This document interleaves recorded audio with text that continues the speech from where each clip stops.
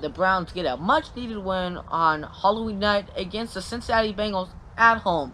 We'll talk about it.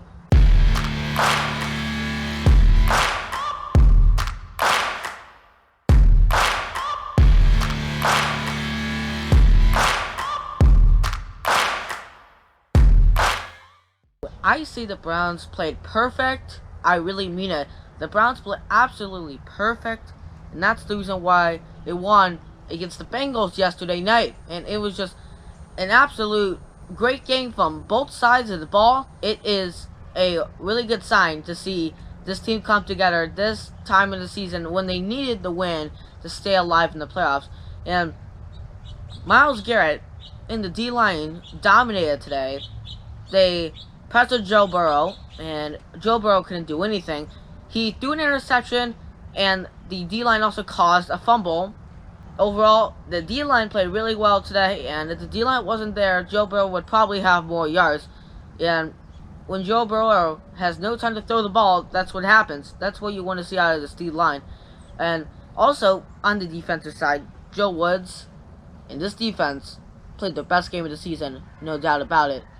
It was just a phenomenal effort by this defense, and they had a pick, and I just talked about the fumble. It was incredible defense. They only allowed 13 points total. They allowed no points at halftime, and especially against a quarterback who gets the ball out fast against Joe Burrow. They were on top of him today, and that right there is what you want to see out of this defense. And to complement this defensive performance today was the offense. The offense played spectacular today. I thought it was really balanced today between the great game from Chubb and Hunt and the passing game, especially to Amari Cooper. It was just an incredible game. If the Browns can play like that, they can beat every single team that they have remaining. Mark my words. If they play like that against the remaining teams in the season, they can beat all those teams. So now let's move on to the game stats here. And Joe Burrow today was 25 for 35, 232 yards, 2 touchdowns and an interception. Jacoby Brissett 17 for 22, 278 yards and a touchdown. And today rushing, Joe Mixon only had 8 carries and 27 yards. That run defense was just awesome today. And Nick Chubb, 23 carries, 101 yards, and 2 touchdowns. He had a phenomenal game. And Kareem Hunt, 11 carries and 42 yards. Not a lot of yards, but he got a lot of hard first downs and helped melt the clock down. Receiving today, T. Higgins, he had 3 receptions, 49 yards, and a touchdown off of the broke tackle from Greedy Williams. And Amari Cooper, he had 5 receptions for 131 yards and a touchdown. And Donovan Peoples-Jones, 4 receptions for 81 yards. And you can just see here, it was just really balanced today. Now, take a look at this box score here. First downs, Browns had more first downs. Total plays, Browns ran more plays. Total yards, Browns had way more, 440 to 229. Total drives, Browns ran 11 to 10.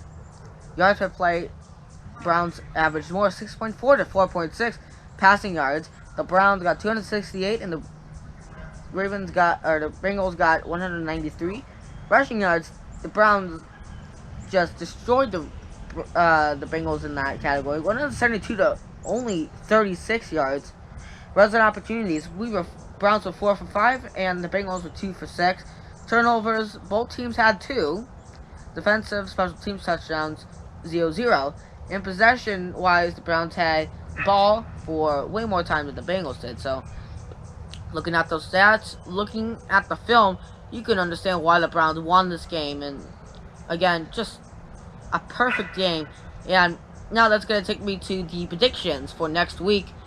And the Browns have a bye next week, so there's no game that week. But however, the next game after that, Browns are going to travel to Dolphins. And if we play the way we played today, I think we can win in Miami. That's the reason why I'm picking the Browns in this game. And frankly, I think they can pull out the win in Miami. That's just my take on it.